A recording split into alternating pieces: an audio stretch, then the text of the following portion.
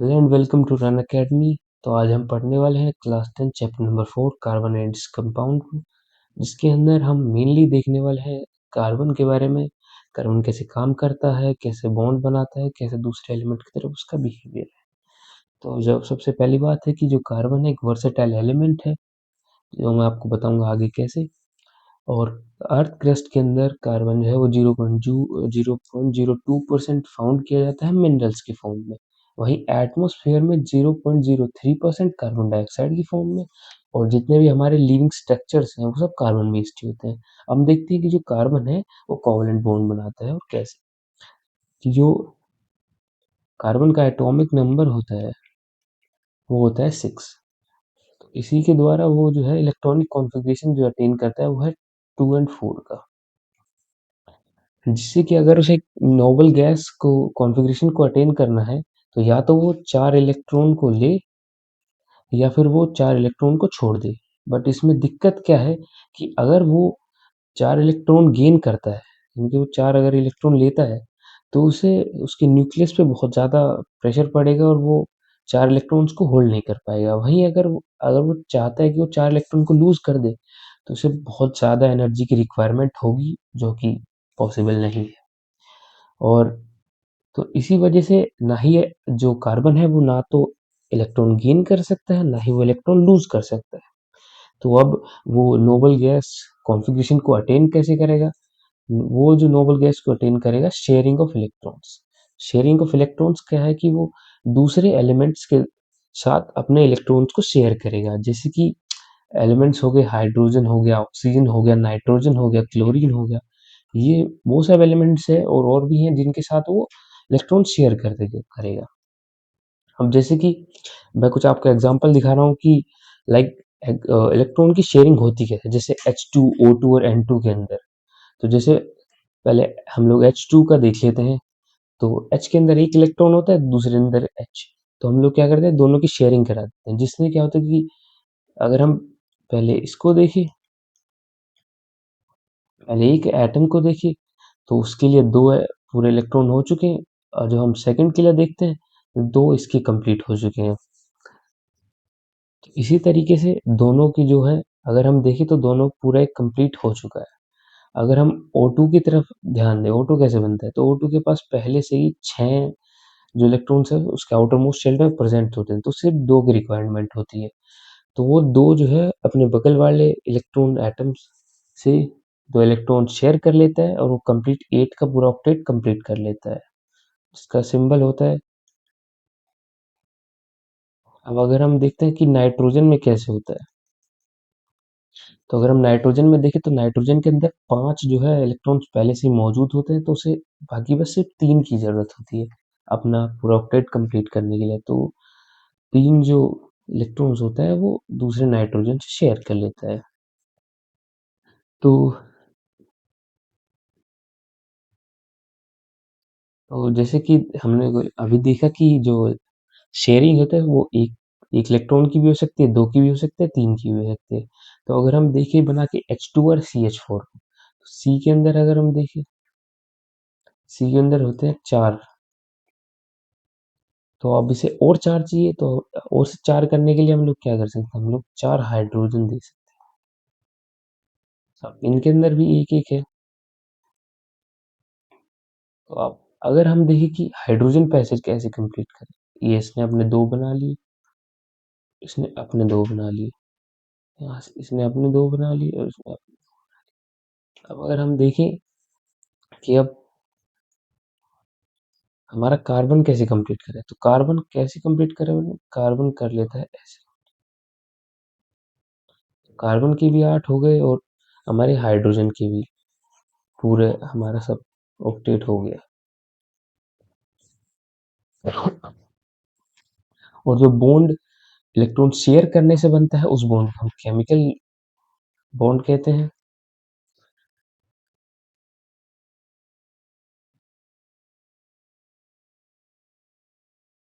जो bond electron को share करने से बनता है उसे हम कोवलेंट बॉन्ड कहते हैं।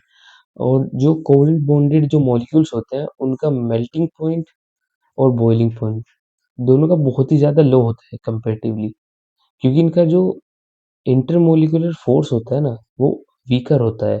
इसकी वजह से आयनिक कंपाउंड की अगर हम तुलना करें, तो जो कोवैलेंट बॉन्डेड जो मॉलिक्यूल है, वो बहुत वीक होते हैं, तो इस वजह से उनका melting and boiling point weak हो जाता है। जैसे कि हम बात करें इलेक्ट्रिकल कंडक्टिविटी की, जब इनके अंदर कोई चार्ज कैरियर्स या चार्ज पार्टिकल्स ही नहीं हैं, तो उस वजह से इनके अंदर पुअर कंडक्ट होती है इलेक्ट्रिसिटी।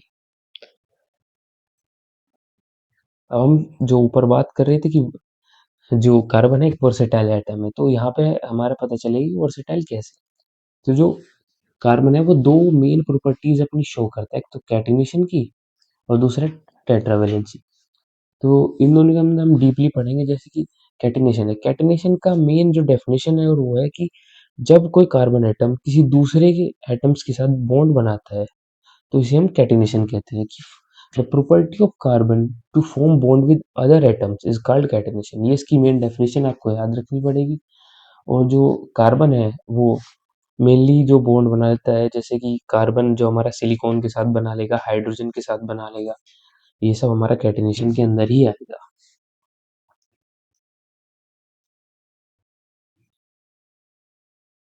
हम दूसरा देखते हैं टेट्रावेलेंसी। टेट्रावेलेंसी का मेन मतलब है कि जो कार्बन है उसके पास चार वैलेंसी है।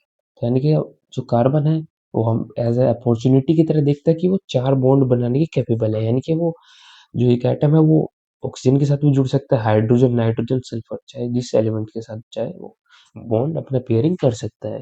तो जो एक तो चीज़ है कि कार्बन का जो साइज है वो काफ़ी ज़्यादा छोटा होता है। जो उसका जो न्यूक्लियस होता है वो शेयरिंग करने में बहुत ज़्यादा मदद करता है, उसकी उसके साइज का छोटा होने के कारण। और जो उसके कंपाउंड्स बनते हैं वो जनरली बहुत ज़्यादा स्टेबल रहते हैं। तो अब अगर हम देखें कि नेक्स्ट जो टॉपिक है वो है saturated and unsaturated carbon compounds. तो इसके अंदर क्या होता है कि अगर हमारा जो हाइड्रोकार्बन्स है वो दो हिस्सों में बढ़ जाता है, सैचुरेटेड एंड अनसैचुरेटेड। सैचुरेटेड में क्या होता है कि अगर हमारा कार्बन यानी कि हाइड्रोकार्बन्स, यानी कि हाइड्रोकार्बन्स का मेन मीनिंग है कि जो हाइड्रोजन एंड कार्बन से जो मिलकर कंपाउंड बना होता है, तो उसे हाइड्रोकार्बन्स कहते हैं। तो अगर कोई हाइड्रोकार्बन है और उसके अंदर सिर्फ सिंगल बॉन्ड है, तो उसे हम लोग सैचुरेटेड के अंदर डालेंगे। मगर अगर किसी हाइड्रोकार्बन के अंदर डबल या ट्रिपल बॉन्ड है, तो हम लोग उसे अनसैचुरेटेड की कैटेगरी में डालेंगे। अब उसका भी हम लोगों ने एक नाम दिया है कि अगर एल्कीन एल्कीन एंड एल्काइन, और जो एल्केन है वो आता है सैचुरेटेड की कैटेगरी में, और जो एल्कीन एंड एल्काइन है ये दोनों आते हैं अनसैचुरेटेड कैटेगरी में। ये इनका बेसिक फॉर्मूला लिखा हुआ है। जो एल्कीन है वो CnH2n से बनता है। अगर इसके अंदर हम लोग जो n की वैल्यूज होती हैं वो 1 2 3 एंड अप टू n तक आपकी जा सकती हैं, कितना भी आप वैल्यू रख के आप उसे गेन कर सकते हैं। जैसे कि हम लोग अभी देखते हैं कि हमें बनाना है, हम इसके अंदर रखते हैं, लेट्स सपोज कि हम लोग को n की वैल्यू हम लोगों ने 4 रख दी है। तो ये आएगा कैसे कि, तो ये कंपाउंड बन जाएगा C4H2n+2 यानी कि 10। तो ये बन गया, ये जो है एक एल्केन है, यानी कि एक सैचुरेटेड हाइड्रोकार्बन है। इसके अंदर सब सिंगल बॉन्ड होंगे, कोई डबल या ट्रिपल बॉन्ड नहीं होगा। ऐसे ही हम लोग देखते हैं एल्कीन या एल्काइन को। एल्कीन हमारा क्या शो करता है, बेसिकली एल्कीन हमारा शो करता है कि इसके अंदर एक डबल बॉन्ड है, इसका फॉर्मूला है CnH2n। जैसे कि अगर हम इसके अंदर एन की एन की वैल्यू को अगर हम 3 पुट करते हैं, तो C3H6। और इसके मतलब ये है कि ये एक इसके अंदर कहीं ना कहीं एक डबल बॉन्ड प्रेजेंट है, या तो एक होगा या ज़्यादा होगा, वो डिपेंड करता है। अभी तो एक ही लेके चल रहे हैं अभी। और नेक्स्ट जो है वो एल्काइन है। ये दोनों ही जो है अनसैचुरेटेड का पार्ट है, अनसैचुरेटेड हाइड्रोकार्बन का पार्ट है। अनसैचुरेटेड में ऐसे ही अगर हम इसके अंदर हमारे एन की वैल्यू को 3 ले लें, तो C3H4, तो यानी कि इसके अंदर एक ट्रिपल बॉन्ड आया हुआ है। अगर हम इन्हें एक इलेक्ट्रॉन डॉट स्ट्रक्चर्स की मदद से देखें, तो ये ऐसे शो किए जाएंगे कि जो सी है, सी के ये हमारे ये 4 जो इलेक्ट्रॉन इसके अंदर होते हैं, ये हो गए, और ये एक हाइड्रोजन का है, एक-एक, और ये इधर से जो है शेयरिंग हमारे दूसरे जो कार्बन ने की हुई है। मेनली जो इसका मेन जो वो है कि ये हमें C2H6 को शो कर रहा है, और ये जो है ये CnH2n+2 का फॉर्मूला है। यानी कि ये हमें बता रहा है कि ये एक सैचुरेटेड हाइड्रोकार्बन है और एक एल्केन है। अगर हम फर्दर देखें किसी अनसैचुरेटेड का, तो अनसैचुरेटेड में क्या होगा, जैसे कि अभी इसके अंदर हमारे 4 हैं और 2, तो अगर हम इसका फॉर्मूला लिखें तो C2 और H4 है, तो ये जो है वो CnH2n को फॉलो कर रहा है, यानी कि एक अनसैचुरेटेड हाइड्रोकार्बन है, और ये जो है डबल बॉन्ड होल्ड करता है, और इसे हम इसका जो नाम है वो है एल्कीन।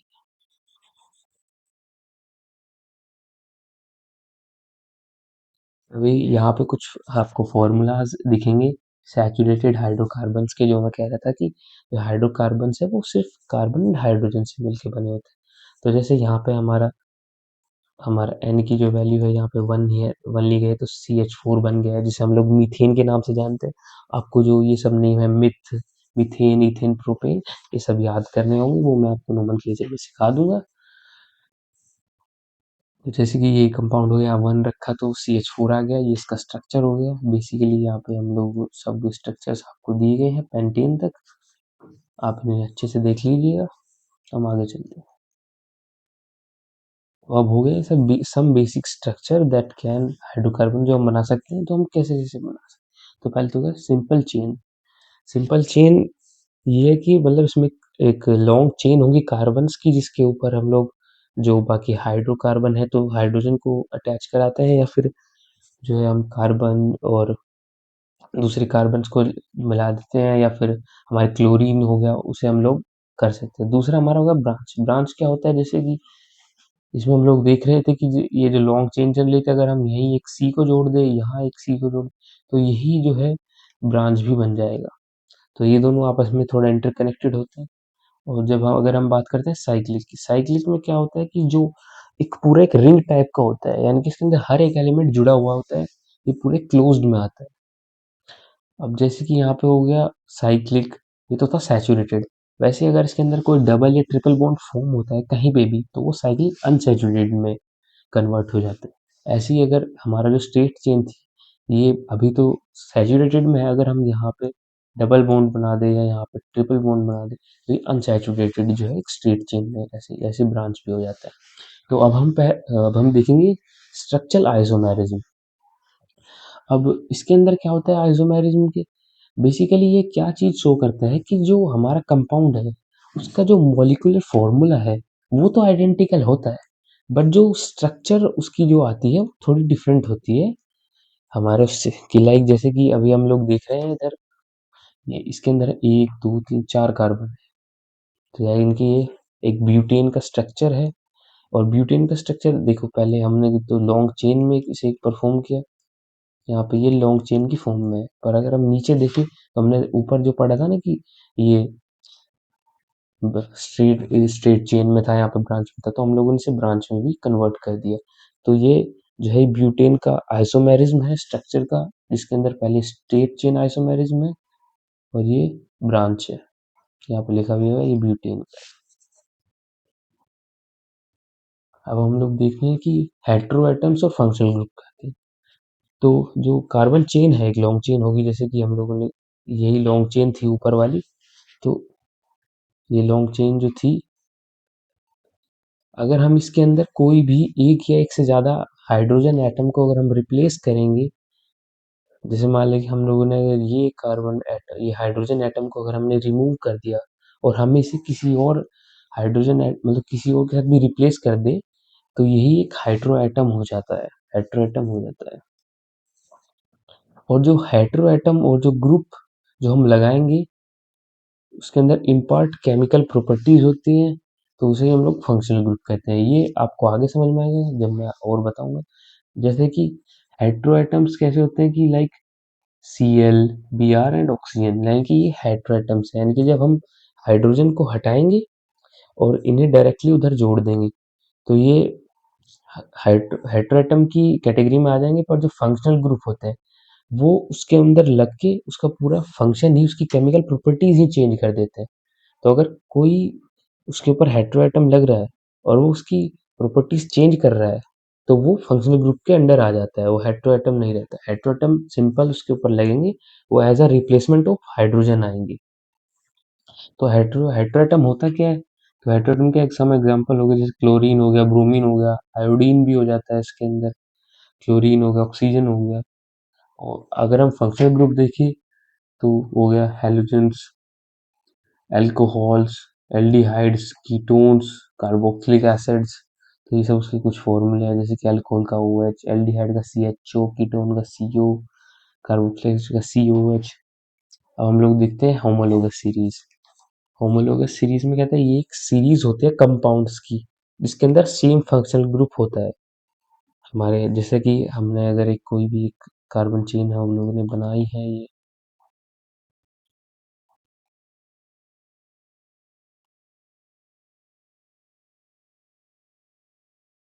ये हम लोगों ने चेन बनाई और यहाँ पे सब जगह हाइड्रोजन हाइड्रोजन लगे हुए हैं, थोड़ा स्पेस कम है, एडजस्ट। और अगर हम चाहते हैं कि हम इसे रिप्लेस कर दें और इसकी जगह हमने OH लगा दिया, तो ये एक OH की जो है एक फंक्शनल ग्रुप इसके अंदर एक ऐड हो चुका है। और अगर हम ऐसे ही कुछ सेम और एटम्स भी बना है, जैसे कि सी अगर हम यहीं पे बचे, तो ऐसे करके अगर हम बहुत सारे अगर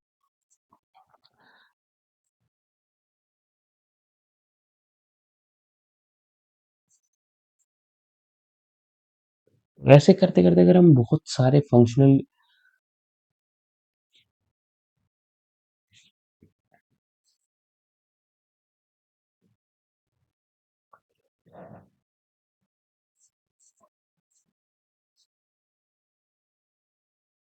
तो अभी हम लोग पढ़ने वाले हैं होमोलोगस सीरीज के बारे में।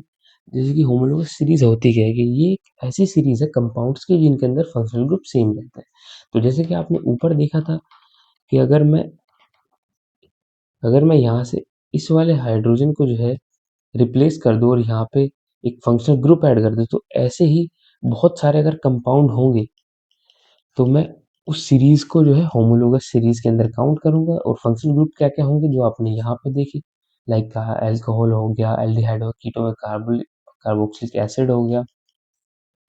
अब होमोलोगस सीरीज के बारे में थोड़ा और देख लेते हैं कि जो for an instant like example के लिए अगर हम अल्कोहल की होमोलोगस सीरीज देखें तो CH3OH, CH2OH, CH3, ये सब इसकी होमोलोगस सीरीज के कुछ एग्जांपल है।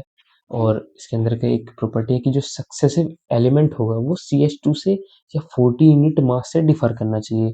कैसे कि जैसे अगर हम लोग ये दो एलिमेंट को ले, तो ये CH3OH और C2H5OH, अगर हम इसका इसने सक्सेसिव डिफरेंस कहा है, तो अगर हम लोग यहाँ से अगर इसके एलिमेंट्स को माइनस करें, वैसे तो पॉसिबल नहीं, पर अगर हम करें तो OH से अगर OH कटता है और इन दोनों का डिफरेंस अगर ले तो हमारा CH2 का डिफरेंस आता है। कि अगर आपको एक से दूसरे पर जंप करना है तो उसके अंदर CH2 का डिफरेंस आएगा। आप क्लियरली यहाँ पर नोट कर सकते हैं कि या CH3 था या C2H5 होगा, तो CH2 का डिफरेंस आ रहा है। और इन दोनों का अगर हम लोग मास को अगर हम जोड़े तो 14 यूनिट आता है, जिससे हम लोग लिखते हैं कि जो सक्सेसिव एलिमेंट्स जो मेंबर होता है वो जो है CH2 और 14 यूनिट मास से डिफर करता है। और अगर हम उसकी कुछ केमिकल प्रॉपर्टीज देखें, जो सभी वो जो फंक्शनल ग्रुप के अंदर जिसके अंदर लगा होता है सभी की कुछ थोड़ी थोड़ी डिफरेंट होती है और कुछ सिमिलर भी होती है। जैसे कि बट ज़्यादातर जो हमारी प्रॉपर्टीज होती है वो जो अगर एक ही फंक्शनल ग्रुप लगा हुआ है, यानी कि एक ही होमोलोगस सीरीज से हैं, तो केमिकल प्रॉपर्टी लगभग सेम ही होती है। पर अगर जो फिजिकल प्रॉपर्टीज की अगर हम देखें तो वो काफ़ी ज़्यादा डिफर कर जाती है। जो फिजिकल प्रॉपर्टी है वो होमोलोगस सीरीज की, क्योंकि उनका एक तो मोलिकुलर मास काफ़ी ज़्यादा किसी में अंदर कम है, किसी के अंदर ज़्यादा है, क्योंकि 14 यूनिट मास से बढ़ता है। तो इस वजह से उनकी जो फिजिकल प्रॉपर्टीज है वो बहुत ज़्यादा ही वैरी कर जाती हैं। वहीं केमिकल प्रॉपर्टीज लगभग अगर हम देखें तो सेम ही रहते हैं, उसमें ज़्यादा कोई अंतर आता नहीं है। जैसे कि जो मेल्टिंग और बॉइलिंग पॉइंट होता है, वो हमारा इंक्रीज़ हो जाता है जैसे कि हमारा मॉलिक्यूलर मास बढ़ता जाता है, कि जैसे कि CH3 OH था, फिर C2H5 OH हुआ, C3H7 OH, ऐसे ऐसे बढ़ता चला गया। तो ऐसे ऐसे इनका मेल्टिंग और बॉइलिंग पॉइंट हाई होता चलता है, इंक्रीज होता जाता है, जैसे जैसे हमारा मोलर मास बढ़ता जाता है। अब जैसे मैं ऊपर बता रहा था कि आपको आपको ये नाम याद रखने, अब वो कैसे रखे जाएंगे वो आता है नोमेनक्लेचर के अंदर, और ये एक काफ़ी इम्पोर्टेंट होता है, आपके हायर स्टडीज़ में बहुत काम आता है। कि पहले तो अगर हमें नोमेनक्लेचर करना है, सीखना है, तो उसके बारे में कुछ रूल्स होते हैं, तो हम पहले वो देख लेते हैं। तो पहले तो हम क्या करेंगे कि identify the number of carbon atom in the compound, like जैसे हम लोग ये कोई भी कार्बन एटम देख रहे हैं, कार्बन का पूरा कंपाउंड है, तो हमें इस पर कार्बन एटम ढूंढने पड़ेंगे पहले कितने, जैसे इसके अंदर 3 है, इसमें तो चलो लिखे हुए हैं, पर अगर हम कहीं ऊपर देखें, लाइक अगर हम तो इसके अंदर काउंट करें 1 2 3 4, तो ये हमारा 4 कार्बन एटम हो गए इसके अंदर। तो हमें पहले आइडेंटिफाई करना पड़ेगा कि कार्बन एटम है कितने, और फिर हमें देखना पड़ेगा कि उसके अंदर कोई फंक्शनल ग्रुप है, या फिर उसका प्रीफिक्स क्या है, उसका सफिक्स क्या है। तो प्रीफिक्स क्या होता है और सफिक्स क्या होता है, ये दो बहुत इंपॉर्टेंट चीज है। जो हमारा मेन जो नाम होता है, वो 3 चीज से बन के बनता है। एक तो प्रीफिक्स से, प्लस जो हमारा मेन बॉडी होती है, या हम लोग इसे रूट वर्ड भी बोलते हैं, और सफिक्स। ये हमारे 3 चीज होते हैं। अब इसके अंदर ये 3 चीज काम कैसे करते हैं, तो जो हम लोगों ने पहले किया कि जो identify the number of carbon, इसके अंदर हमारा मेन बॉडी का काम होता है, यानी कि रूट वर्ड। इसके अंदर रूट वर्ड का काम कैसे होता है कि अगर मान लीजिए हमारा सिर्फ है एक एक कार्बन एटम, तो उसको हम लोग, जैसे हम लोगों ने ऊपर देखा था,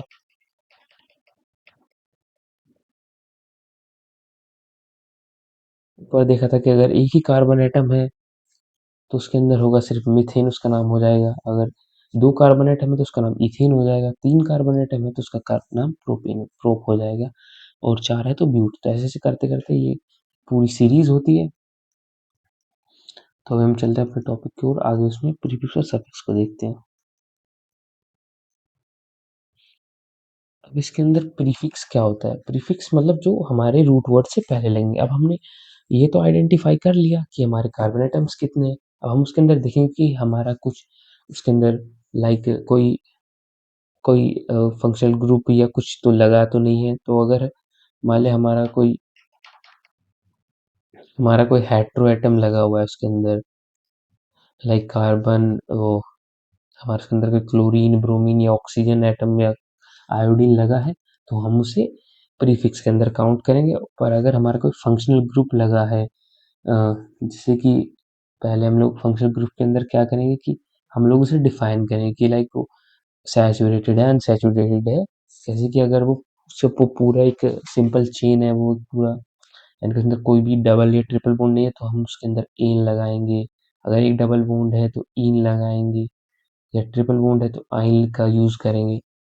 फिर उसके आगे हम लोग अगर कोई मतलब एक्स्ट्रा कोई फंक्शनल ग्रुप ऐड हो चुका है, कि लाइक कोई अल्कोहल लगा है, एल्डिहाइड लगेगा, तो उसके हिसाब से हम लोग OL AL या ऑन का यूज करते हैं, और कार्बोक्सिलिक एसिड ओइक एसिड का। तो ऐसे हम बेसिकली अपना नाम को लिखते हैं। तो चलो मैं आपको कुछ नाम लिख के इसके अंदर बताऊंगा, जैसे कि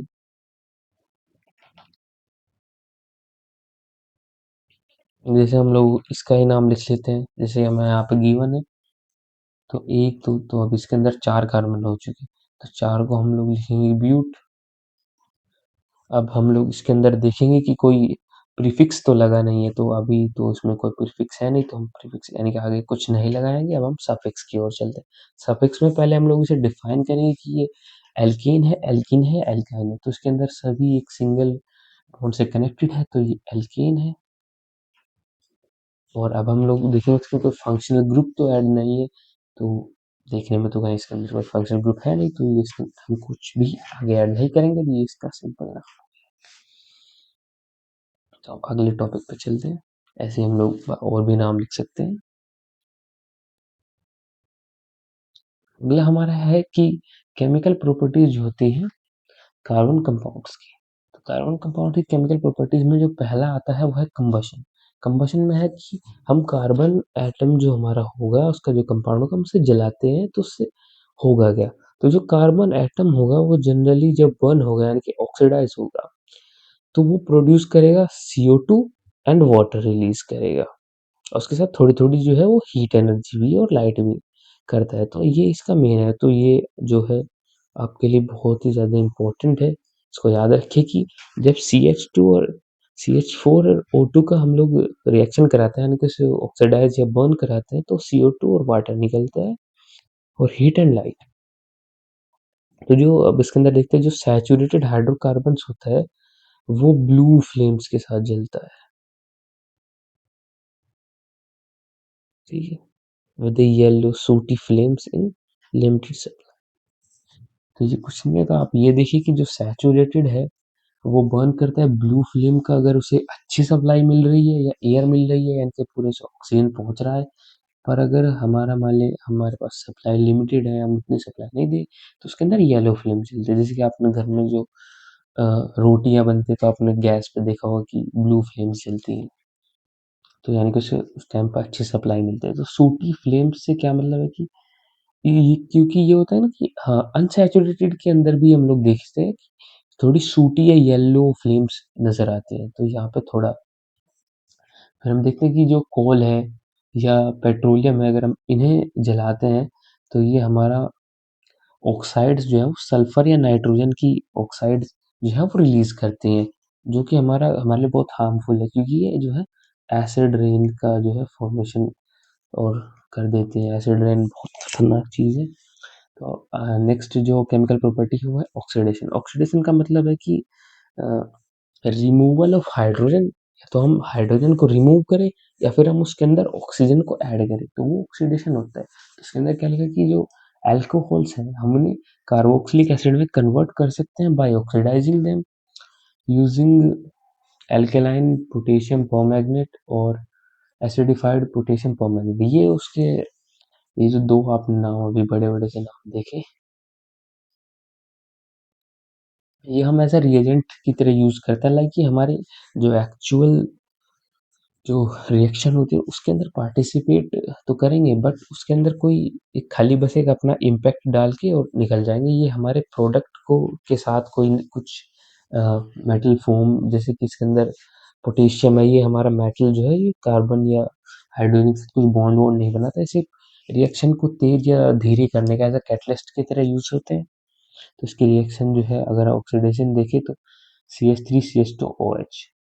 अगर हम इसके अंदर अल्कलाइन Mn KMnO4 हीट के साथ या फिर एसिडिफाइड K2Cr2O7 के साथ रिएक्शन कराते हैं तो हमारा जो अल्कोहल है ये हमारा अल्कोहल है ये कन्वर्ट हो जाता है कार्बोक्सिलिक एसिड में। तो ये एक इसकी एक प्रॉपर्टी है ऑक्सीडेशन प्रॉपर्टी। तो नेक्स्ट होती है एडिशन रिएक्शन। अब एडिशन रिएक्शन के आपको नाम से पता चल रहा है कि जो इसके अंदर ना दो एलिमेंट को हम लोग ऐड कराने वाले हैं। दो एलिमेंट को ऐड कैसे कराने वाले हैं कि जो हाइड्रोजन होगा अ, वो एक अनसैचुरेटेड कार्बन में रहेगा। तो और हम उसे कन्वर्ट करने की कोशिश करेंगे एक सैचुरेटेड में। तो वो हम लोग कैसे करेंगे एज अ कैटलिस्ट। जैसे ऊपर वाली जो रिएक्शन थी उसके अंदर ये लोग कैटलिस्ट थे। इसके अंदर हम लोग क्या करेंगे निकेल और पैलेडियम का यूज करेंगे एज अ कैटलिस्ट जो उसे तेज करने का काम करेगा। तो इसके अंदर क्या एग्जांपल दिया गया है कि जो वेजिटेबल ऑयल्स होते हैं उन्हें हम लोग वेजिटेबल घी के अंदर कन्वर्ट कर सकते हैं यूजिंग दिस प्रोसेस। तो अब हम लोग उसमें देखेंगे कि जो हमारा अनसैचुरेटेड है इसके अंदर डबल बॉन्ड है तो यानी कि ये एल्कीन है। तो एल्कीन को हम लोग एल्केन में यानी कि सैचुरेटेड में कैसे बदलेंगे तो हम लोग इसमें कैटलिस्ट निकेल का और दो हाइड्रोजन के जो एटम्स इसके अंदर यूज करें क्योंकि इसके अंदर अभी डबल बॉन्ड है और ये तीन तो इसने यहाँ शेयरिंग करी और चौथा इसके साथ। तो ऐसे एक इससे रिमूव करने के लिए एक और चाहिए होगा हाइड्रोजन।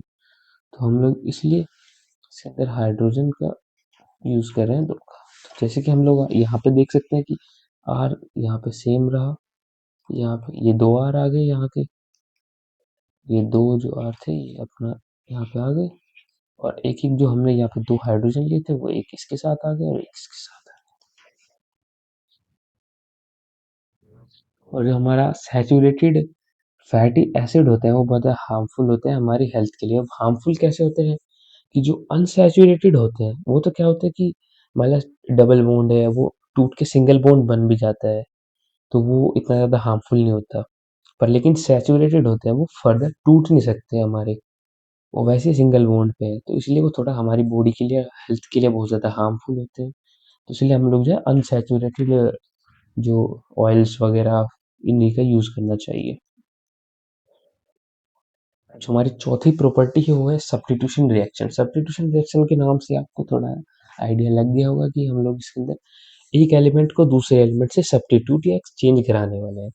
तो ये जो प्रॉपर्टी है वो बहुत ज़्यादा हेल्प करती है कि इससे हम वेरियस एलिमेंट्स को बना सकते हैं, जैसे कि CH4 प्लस Cl2। ये हमारा इसके अंदर बेसिक हम लोगों ने बहुत ही एग्जांपल लिया हुआ है कि हम लोग एक मीथेन यानी एक सैचुरेटेड जो कार्बन का कंपाउंड है उसको क्लोरीन के साथ हम लोग मिलाने वाले हैं और बनाने वाले हैं एक नया। तो उसके अंदर बनेगा क्या कि CH4Cl2। तो यहाँ से इसका एक एलिमेंट और इसका एक सब्स्टिट्यूट होगा आपस में, जैसे कि CH4 CH2 Cl। तो इसका इसके अंदर 4 थे, इसके अंदर 2 थे, तो हमारा एक Cl हम लोगों ने यहाँ से ले लिया, उसने एक हाइड्रोजन इसे दे दिया, तो हमारा CH3Cl और HCl कन्वर्ट हो गया। तो जो अभी हमारा होता है अभी ये इम्पोर्टेंट कार्बन कंपाउंड्स जो कुछ हमारे होते हैं वो क्या होता है, इथेनॉल एंड इथेनोइक एसिड। अभी इथेनॉल और इथेनोइक एसिड क्या होता है, अब यहाँ पे ओल लगा है यानी कि एक अल्कोहल का। तो अब हम देखने वाले इम्पोर्टेंट कार्बन कंपाउंड्स को, कुछ इम्पोर्टेंट कार्बन कंपाउंड जैसे कि इथेनॉल या इथेनोइक एसिड हो गया है। जैसे कि आप देख सकते हैं यहाँ पे ये इथेनॉल लिखा हुआ है, इथेनॉल है यानी कि इसके अंदर अल्कोहल है। तो एक अल्कोहल फंक्शनल ग्रुप कंटेन कर रहा है, तो कुछ हम प्रॉपर्टीज देखने वाले हैं, जैसे कि जो एथेनॉल है उसका मेल्टिंग पॉइंट है 156 K यानी केल्विन, और उसका बॉइलिंग पॉइंट है 351 केल्विन हो गया। और ये वाटर के अंदर अच्छा सॉल्युबल है। और ये बर्निंग, और इसका हम यूज करते हैं वो बर्निंग टेस्ट के अंदर कर सकते हैं। कट मार दिए यहाँ से, अब शुरू कर दियो। तो हम लोग कुछ देखने वाले इम्पोर्टेंट कार्बन कंपाउंड्स को, जैसे कि इथेनॉल एंड इथेनॉइक एसिड। तो पहले देखते हैं इथेनॉल। तो इसके अंदर OL आया हुआ है यानी कि एक अल्कोहल का प्रोडक्ट है। तो इसका हम लोग देखते हैं कि इथेनॉल के कुछ फिजिकल प्रॉपर्टी, जैसे कि फिजिकल प्रॉपर्टी में पहले देखते हैं इसका मेल्टिंग पॉइंट कितना है, बॉइलिंग पॉइंट कितना है और ये कैसा वाटर के साथ सोल्व। तो इसका जो मेल्टिंग पॉइंट है 156 केल्विन है और बॉइलिंग पॉइंट है 351 केल्विन। तो जब बेसिक बात होगी, अब हम लोग देखते हैं कि ये वाटर के अंदर ना बहुत अच्छा सोल्यूबल हो जाता है। और वाटर के अंदर सोल्यूबल होने के कारण अगर हम जो डाइल्यूट या अगर इथेनॉल को अगर हम कंज्यूम कर लेते तो वो हमारे हेल्थ को बहुत ही ज़्यादा सीरियसली डैमेज कर सकता है, सीरियस इश्यू बन सकता है। और intake of pure alcohol is lethal, यानी कि ये बहुत ही ज़्यादा जानलेवा चीज़ है कि आप प्योर अल्कोहल पिए। तो अल्कोहल पीनी नहीं चाहिए आप लोग। हम कुछ और देखते हैं इथेनॉल की केमिकल प्रॉपर्टीज। इथेनॉल की केमिकल प्रॉपर्टीज में क्या आता है कि जो इथेनॉल की जो अगर हम लोग सोडियम के साथ रिएक्शन कराएं तो वो बन जाए सोडियम इथोक्साइड। और अगर हम उसकी रिएक्शन करें कंसनट्रेटेड H2SO4 के साथ 443 केल्विन पे, तो वो हमारा इथीन और वाटर को अलग अलग कर देता है, मतलब इथीन और वाटर बना देता है। वही फिर इसके अंदर दो दी गई हैं रिएक्शन, जैसे कि C2H5 को जो हम लोग कॉन्सेंट्रेटेड H2SO4 के साथ जब हीट करेंगे तो हमारा डिहाइड्रेटेड इथेन बन जाता है, यानी कि इसके अंदर वाटर जो है हमारा अलग निकल जाता है, इसलिए डिहाइड्रेटेड लिखा होता है। अगर इसके अंदर वाटर होता तो हाइड्रेटेड हो जाता। जैसे कि अगर हम लोग देखते हैं कुछ यूज इथेनॉल के यूज कहाँ कहाँ होते हैं, तो इथेनॉल का पहला जो यूज होता है वो होता है सोप और कॉस्मेटिक यानी कि हमारे ब्यूटी प्रोडक्ट्स बनाने में। दूसरा क्या है कि अल्कोहल बेवरेजेस, जो अल्कोहल्स वगैरह होती हैं उनके अंदर भी इथेनॉल यूज किया जाता है। लेबोरेटरीज रिसर्च के अंदर कर सकते हैं, जो मेडिसिन बनाने में कर सकते हैं। एक इसका इथेनॉल का यूज होता है कि जो हम लोग पेट्रोल की गाड़ी, डीजल की मतलब गाड़ियां जो देखते हैं उनके अंदर हम लोग इथेनॉल से भी उन्हें लगभग चला सकते हैं, उनका कंपोजिशन सेम होता है। अब हम बात करते हैं इथेनोइक एसिड के बारे में। इथेनोइक एसिड का जो फॉर्मूला होता है CH3COOH। COOH रिप्रेजेंट कर रहा है कि ओइक एसिड है, यानी कि ये इसके अंदर फंक्शनल ग्रुप लगा है ओइक एसिड। और इसका एक कॉमन नेम भी होता है, एसिटिक एसिड भी हम लोग इसको बोलते हैं। अब जैसे हम लोगों ने उसका इथेनॉल का हम लोगों ने यहाँ थोड़ा गलत लिखा है। अगर हम इथेनॉल की फिजिकल प्रॉपर्टीज देखी थी, हम लोग देखते हैं इथेनॉल इथेनॉइक एसिड की। जैसे कि ये जो है 290 केल्विन पे फ्रीज हो जाता है, इसका जो बॉइलिंग पॉइंट है वो 391 केल्विन होता है, और ये मिसिसेबल होता है वाटर के अंदर, यानी कि जो ये थोड़ा मिलने में थोड़ा दिक्कत करता है। तो अब हम लोग देखने वाले हैं कुछ प्रॉपर्टीज इथेनोइक एसिड की, जैसे आप इसके अंदर देख सकते हैं कि इसका फॉर्मूला यहाँ पे लिखा हुआ है CH3COOH। यानी कि CH3COOH के कारण हमें ये पता चलता है कि इसके अंदर एक फंक्शनल ग्रुप लगा है, और इसका जो कॉमन नेम है वो है एसिटिक एसिड। अब हम फिजिकल प्रॉपर्टीज देखते हैं, जैसे कि ये जो फ्रीज हो जाता है वो 290 केल्विन पे हो जाता है, इसका बॉइलिंग पॉइंट 391 केल्विन होता है, और ये मिसेसेबल इन वाटर, यानी कि ये वाटर के अंदर इजीली मिक्स हो जाता है। और अगर हम इसके टेस्ट की बात करें तो ये थोड़ा सा सॉर यानी कि खट्टा होता है। बेसिकली जो आपके जो एसिड्स होता है, जो माइल्ड यानी कि जो थोड़े कमज़ोर एसिड होते हैं, वो ज़्यादातर नेचर में खट्टे ही रहते हैं, यानी कि सॉर ही रहते हैं, और जो आपके बेस रहते हैं वो थोड़े कड़वे रहते हैं। वो चीज़ अगर हम इसके अंदर देखें, इसके अंदर 5 to 8% सॉल्यूशन जो होता है एसिटिक एसिड का, वाटर के अंदर अगर 5 से 8% आपका सॉल्यूशन है तो हम लोग उसे विनेगर या सिरका भी कह सकते हैं। और जो प्योर एसिटिक एसिड होता है उसे हम लोग कहते हैं ग्लेशियल एसिटिक एसिड। अब हमने जो उसके अंदर केमिकल रिएक्शंस देखी थी, हम लोग यहाँ पे भी इथेनोइक एसिड की कुछ केमिकल रिएक्शन देखते हैं। अगर हम एथेनोइक एसिड को सोडियम के साथ रिएक्शन कराते हैं, हमने यहाँ पर सोडियम के साथ रिएक्शन कराई तो बनता है सोडियम इथोनेट एंड हाइड्रोजन, यानी कि ये हमारा सोडियम इथोनेट, यानी कि अगर यहाँ पे हम देखें तो हमारा बेसिकली सब्स्टिट्यूशन रिएक्शन का इसने टेक प्लेस की कि Na ने H को रिप्लेस करके अपनी जगह यहाँ पर लगा ली और एक हाइड्रोजन बन गया। दूसरा हमारा देखते हैं कि हम लोगों ने क्या किया कि सोडियम कार्बोनेट यानी कि Na2CO3 की रिएक्शन कराई है। Na2CO3 की रिएक्शन कराने से जो है इसके अंदर भी अगर हम देखें तो सब्स्टिट्यूशन ही हुआ एक थे। CH3CONa का जो है यहाँ पे H को जो है रिप्लेस कर दिया गया हमारे Na के द्वारा, और CO2 और H2 इसके अंदर भी हमारा फॉर्म हो रहा है। थर्ड अगर हम प्रॉपर्टी सोडियम बाइकार्बोनेट NaHCO3, ठीक है। अब अगर हम इसकी रिएक्शन अगर हम लोग कराते हैं तो इसके अंदर क्या होता है कि बेसिकली सब्स्टिट्यूशन सब में हो रहा है इसके अंदर। जैसे कि इसके अंदर H को रिमूव करा जा रहा है और Na को जो है वो यहाँ पे, या अगर हम चीज़ देखें तो यहाँ पे भी सेम चीज़ ही हो रही थी। तो Na को बेसिकली रिप्लेस कराया जा रहा है और CO2 और H2 बन रहा है। हमारी लास्ट प्रॉपर्टी जो हमारी बची है वो है कि ethanol in the presence of concentration sulphuric acid के साथ तो जो हम लोग इसको कराते हैं तो वो हमारा एस्टर एंड वाटर बन जाता है। जैसे यहाँ पर हम लोग रिएक्शन देख सकते हैं, यहाँ पर हो रही है कि CH3COH C2CH3 बन रहा है। इसके अंदर क्या हो रहा है कि ये हमारा इथेनॉल है, यहाँ पे अगर हम देखें तो H रिमूव हो रहा है और इधर से ये वाला H रिमूव, और ये दोनों आपस में जुड़ गए हैं, और जुड़ने के कारण CH3CO CH2CH3 बन रहा है और HOH बन रहा है। यहाँ पे ये पूरा OH और यहाँ पे ये खाली OH, और हम लोग इसे H2O भी बोलते हैं। ये बन रहा है। हमारा जो नेक्स्ट टॉपिक है वो है एस्टेरिफिकेशन।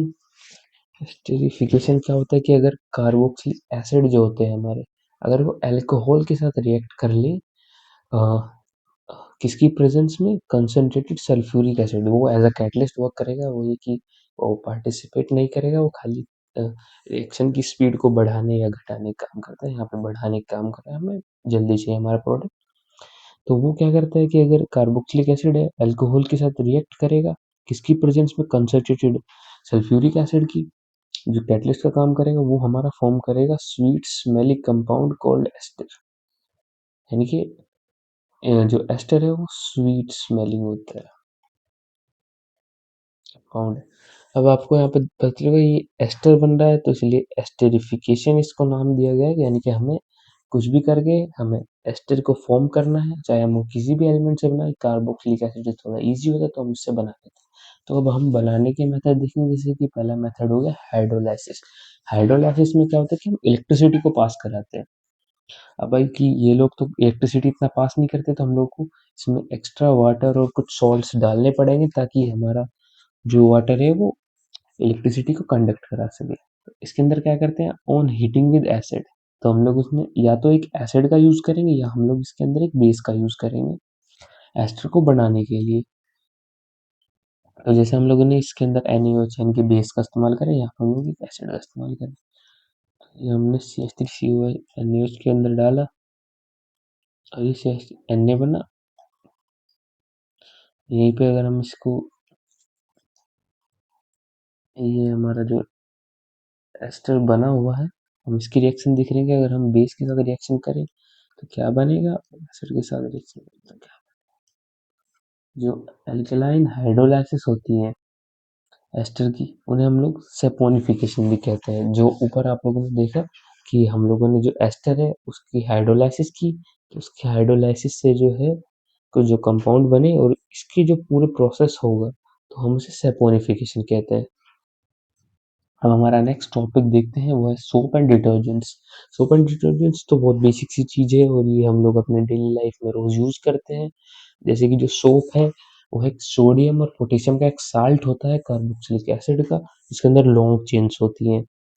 जो सोप है वो इफेक्टिव विद सॉफ्ट वाटर, यानी कि अब इसके अंदर दो चीज होती है कि सॉफ्ट वाटर, हार्ड वाटर। यानी कि सॉफ्ट वाटर वो होता है कि जिसके अंदर इम्प्योरिटीज कम होती है, मतलब उसके अंदर अगर हम सोप को यूज करते हैं तो वो झाग देता है, टर्बिडिटी दे देता है। पर लेकिन अगर हम उसे हार्ड वाटर के साथ यूज करते हैं तो वो इतना इफिशिएंट नहीं हो पाता, इतना काम नहीं कर पाता। वैसे ही डिटर्जेंट डिटर्जेंट्स है, तो जो डिटर्जेंट्स है वो क्या होता है, अमोनियम और सल्फेट का सोल्ट होता है कार्बोक्सिलिक एसिड के साथ। इसके अंदर भी लॉन्ग चेन होगी। तो जो सोप था वो था सोडियम या पोटेशियम का सॉल्ट कार्बन कार्बोक्सिलिक एसिड के साथ। पर अगर डिटर्जेंट्स है वो अमोनियम या सल्फेट का सॉल्ट कार्बोक्सिलिक एसिड के साथ, लॉन्ग चेन दोनों में होती है। They are effective with both. और जो इसका मेन बेसिक डिफरेंस जो आता है सोप एंड डिटर्जेंट में, कि पहला तो ये कि वो सोडियम और पोटेशियम का सॉल्ट है, और जो डिटर्जेंट है वो अमोनिया और सल्फोनेट का सॉल्ट है। दूसरा क्या कहते हैं कि जो सोप है वो हमारा सॉफ्ट वाटर के साथ काम करता है, सिर्फ हार्ड वाटर के साथ वो काम नहीं कर पाता। पर जो डिटर्जेंट्स है वो दोनों के साथ इफिशिएंटली वर्क करता है। वो कैसे कि ऐसा आयनिक पार्ट, कि जो आयनिक पार्ट होता है इसके अंदर, and a long hydrocarbon chain part of containing soap molecule. तो ये जो हमारा पूरा जो स्ट्रक्चर्स है, ये हमारी जो स्ट्रक्चर है वो एक सोप मॉलिक्यूल की है। कि जैसे हम लोगों ने ऊपर बताया कि इसके अंदर एक लॉन्ग लॉन्ग चेन होती है, ये इसकी लॉन्ग चेन है। और ये ऊपर आगे एक जो है वो एक आयनिक पार्ट कह सकते हैं, जिसकी मदद से वो हाइड्रोलाइसिस कर पाए, हाइड्रोफिलिक होता है जिसकी मदद से ये सब चीजें कर पाए। स्ट्रक्चर हो गया। अब हम देखते हैं कुछ प्रॉपर्टीज क्या शो करता है। तो क्लेंजिंग एक्शन ऑफ सोप, यानी कि बेसिकली सोप यूज किसके लिए होता है, क्लीन करने के लिए। अगर कहीं डर्टी चीज है, कोई ऑयली होता है, ये नेचर के ऐसा इसके अंदर इसको बनाया है कि ये डर्ट उन सबको रिमूव करने के लिए काम आता है। ये उसके ऊपर अटैच होता जाता है, और फिर जब हम लोग उसे धोते हैं या वाटर के साथ रिएक्शन कराते हैं, सॉफ्ट वाटर के साथ, सोप है तो सॉफ्ट वाटर के साथ ही करेगा, तो जो वो डर्ट के ऊपर चिपका होगा, ग्रीस और डर्ट के ऊपर, तो वो रिएक्शन करेगा, चिपक जाएगा। और जब हम उसे पानी से धोएंगे तो वो डर्ट या ऑयल को भी अपने साथ ही ले जाएगा, जिससे हमारा क्या होता है कि हमारा कपड़ा जो भी हम धो रहे हैं वो साफ। जैसे कि यहाँ पे दिख रहा है कि ये कोई भी एक ऑयल ड्रॉपलेट है और हमारा जो सोप के जो मॉलिक्यूल्स है उन्होंने ऐसे घेरा हुआ है पूरा, और जब हम लोग इसे वाटर का यूज करेंगे धोएंगे तो ये जो है पानी के साथ बह जाएगा। अब इसके अंदर एक चीज होती है कि जो स्कम स्कम बेसिकली क्या होता है कि जो मैग्नीशियम और कैल्शियम के सॉल्ट होते हैं जो हार्ड वाटर में प्रेजेंट करते हैं, वो रिएक्ट करते हैं सोप मॉलिक्यूल के साथ, जो कि इनसोल्यूबल सॉल्ट बनाते हैं, जिसे हम लोग स्कम कहते हैं। बेसिकली स्कम की जो डेफिनेशन इसके अंदर हुई क्या, कि जो मैग्नीशियम या कैल्शियम के सॉल्ट, यानी कि जो अगर मैग्नीशियम और कैल्शियम के सॉल्ट और हार्ड वाटर के साथ रिएक्ट करेंगे अ, और एक इनसोल्यूबल सॉल्ट बना लेंगे, जो इनसोल्यूबल सॉल्ट होगा वही स्कम। और ये जो है ये हमारा जो क्लीनिंग एक्शन के अंदर जो है ऑब्स्टेकल का काम करेंगे, क्योंकि ये इनसॉल्युबल है तो पानी के अंदर घुलेंगे नहीं, इसलिए एक ऑब्स्टेकल का काम करते हैं। तो इसी कारण से हम लोग डिटर्जेंट्स का यूज करते हैं ताकि हम रिड्यूस कर सके स्कम के बनने का, ताकि हमारा स्कम कम से कम बने और हमारा हम लोग एक अच्छे तरीके से उसे क्लीन कर पाए। अब एक जो टॉपिक जो था हमारा एक कार्बन के एलोट्रोप्स का, ये ऊपर हम लोग पढ़ाते हैं पर इसमें थोड़ा नीचे है, यहीं पे देख लेते हैं कि जो कार्बन के एलोट्रोप से मतलब क्या है कि जो कार्बन होता है वो और किस किस फॉर्म में आपको पाया जाता है, जो जिस फॉर्म में पाया जाता है उन्हें हम लोग एलोट्रोप्स कहते हैं। जैसे कि इसकी जो मेन फॉर्म्स होते हैं वो होते हैं डायमंड, ग्रेफाइट, बकमिंस्टर, फ्लोरीन या कोल। बाकी बेसिक और मेन तो ये तीन ही है। इसके अंदर है कि जो डायमंड है वो एक 3D स्ट्रक्चर होता है वो, और जो डायमंड है वो सबसे हार्डेस्ट एलिमेंट्स भी कहा जाता है, और ये एक एज अ 3D स्ट्रक्चर या टेट्राहेड्रल ये इसके फॉर्म में आपको देखने को मिलेगा, और इसके स्ट्रक्चर के कारण ये बहुत ज़्यादा हार्ड होता है। वहीं जो ग्रेफाइट होता है वो बहुत सॉफ्ट क्यों होता है क्योंकि एक एक जो है लेयर के फॉर्म में होता है, कि एक लेयर लेयर, और इसे ऐसा हम लोग कहीं लूब्रिकेंट की तरह भी यूज कर सकते हैं। ज़्यादातर हमने सुने होते हैं कि जो लूब्रिकेंट्स होते हैं वो लिक्विड फॉर्म में होते हैं ऑयल वगैरह पर, लेकिन जो ग्रेफाइट है उसे एज हम सॉलिड लुब्रिकेंट की तरह भी यूज कर लेते हैं। फिर अगला हमारा हो गया बकमिंस्टर फ्लोरीन, जो हमारा फुटबॉल की शेप में होता है। इसे इसकी जो खासियत होती है जो याद रखने का है कि इसके अंदर C60 बोलते हैं कि इसके अंदर 60 एटम्स होते हैं कार्बन के। तो यही हम अपने चैप्टर को समाप्त करते हैं। मेरी तरफ से थैंक यू।